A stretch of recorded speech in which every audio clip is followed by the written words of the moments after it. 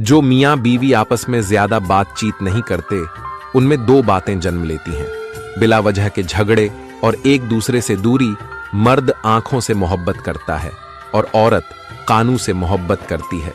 मतलब मर्द उस औरत से मोहब्बत करता है जो खूबसूरत हो, औरत उस मर्द से मोहब्बत करती है जो बातें खूबसूरत करता हो। याद रखें, शादीशुदा बहुत से हैं और होंगे। कोशिश करें कि जीवन साथी बने और हर मुसीबत में एक दूसरे का साथ दें। अपने घरों को कब्रिस्तान न बनाओ। हजरत अब्दुल्ला बिन उमर रजी अल्लाह ताला अन्हु से रिवायत है कि नबी अकरम सल्लल्लाहु अलैहि वसल्लम ने फरमाया, अपने घरों में भी नमाज़े नफिल पढ़ा करो, उन्हें कब्रिस्तान न बना लो। औरतों पर इल्जाम लगाने का गुनाह। अल्लाह ताला कुरान में फरमाता है, जो लोग पाक दामन औरतों पर जिना की तोहमत लगाते हैं, फिर अपने दावे पर 4 गवाह न ला सकें, तो ऐसे लोगों को 80 कोड़े लगाओ और आइंदा कभी उनकी गवाही कबूल न करो, और यह लोग सख्त गुनहगार हैं। मगर जो लोग इस तोहमत के बाद तौबा कर लें और अपनी इस्लाह कर लें, तो बेशक अल्लाह ताला बड़ा बख्शने वाला मेहरबान है। सूरह नूर 4 और 5।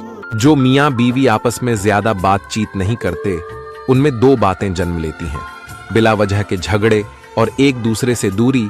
मर्द आंखों से मोहब्बत करता है और औरत कानों से मोहब्बत करती है।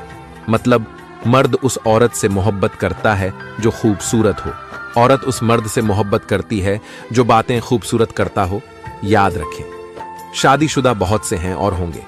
कोशिश करें कि जीवन साथी बने और हर मुसीबत में एक दूसरे का साथ दें। अपने घरों को कब्रिस्तान न बनाओ।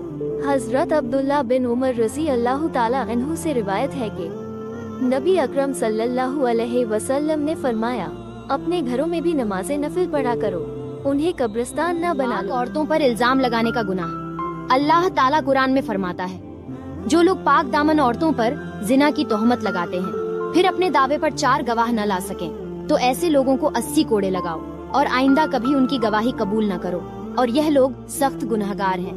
मगर जो लोग इस तोहमत के बाद तौबा कर लें और अपनी इस्लाह कर लें, तो बेशक अल्लाह ताला बड़ा बख्शने वाला मेहरबान है। सूरह नूर 4 और 5।